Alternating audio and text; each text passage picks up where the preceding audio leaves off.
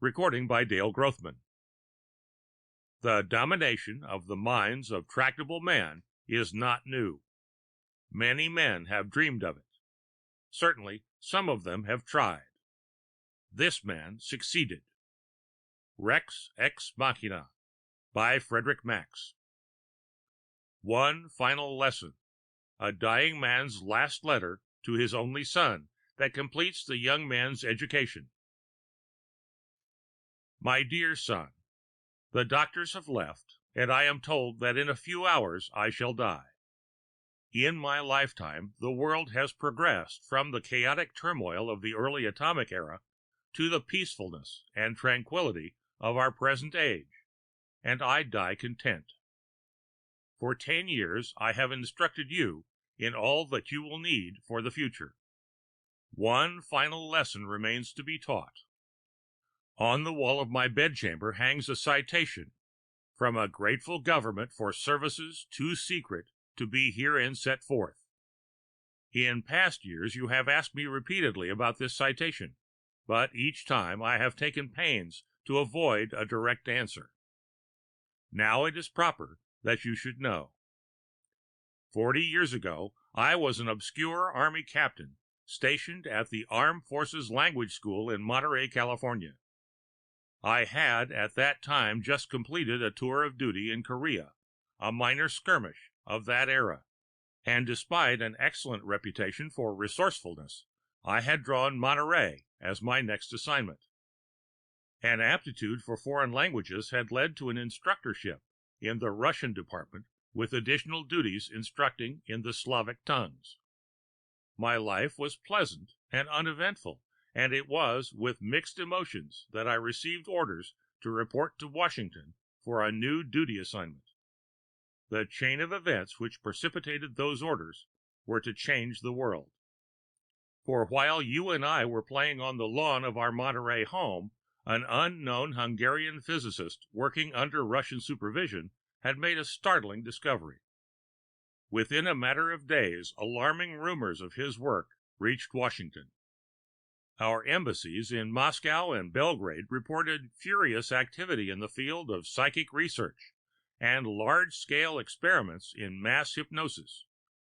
4 of us were selected to investigate the rumors. Before we could commence our undertaking, word reached Washington that the rumors were now actualities. A device capable of the mass hypnosis of great segments of the world's population was rapidly reaching perfection. After 3 months of intense grooming in the fields of physics and psychology, we 4 agents set out individually, with orders to track down and destroy both the scientist and his machine. I never saw the other 3 again. During the 3 months of schooling, other members of our vast intelligence organization had been engaged in laying the groundwork for our efforts. In December 1955, I slipped into Russia and took the place of a government official who felt that Western civilization offered greater reimbursement than Soviet communism. I entered into my new role with trepidation, but my fears were unfounded. Thanks to a remarkable resemblance, which was the original reason for my selection, and also due to a most thorough briefing, I found myself making the substitution with ease. I pride myself on the fact that by diligent application I was able to increase my worth to the Russian government to the extent that I was shortly able to secure my transfer to the psychological warfare section of the secret police. From there it was a simple procedure to have myself assigned to what was known as Project Parchak. The device was in its final stage of development. Only the problem of increasing its effective range remained to be solved. 3 weeks after my assignment to the project, its successful conclusion was accomplished. In June 1956, the Russian government ordered me to a small house on the outskirts of Bralia, Hungary, where I was to attend a private showing of the device. By design, I arrived 1 day early and made my way to the laboratory immediately. Dr. Michael Parchak, the inventor, stood facing me as I entered. On a table between us lay a small, complicated mechanism resembling a radio transmitter, but it was infinitely more than that.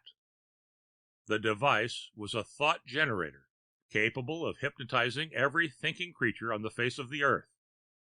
The power of infinite goodness or evil which the machine embodied was terrifying to consider.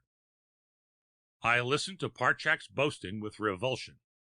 Although he had the ability to work for the ultimate good of mankind, this creature intended, instead, to use his newly found power for self-aggrandizement.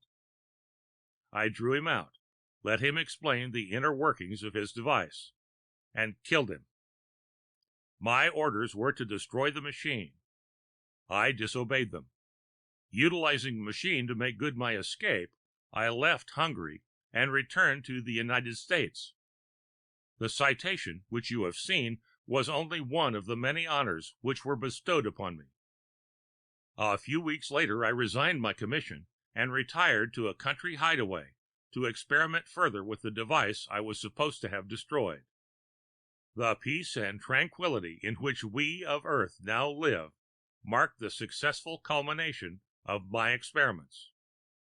You will find the machine walled up in the north alcove of my bedchamber. Your education is now complete, my son. Use it well. Be kind to our slave peoples. The world is yours. Your affectionate father. The end of Rex Ex Machina by Frederic Max.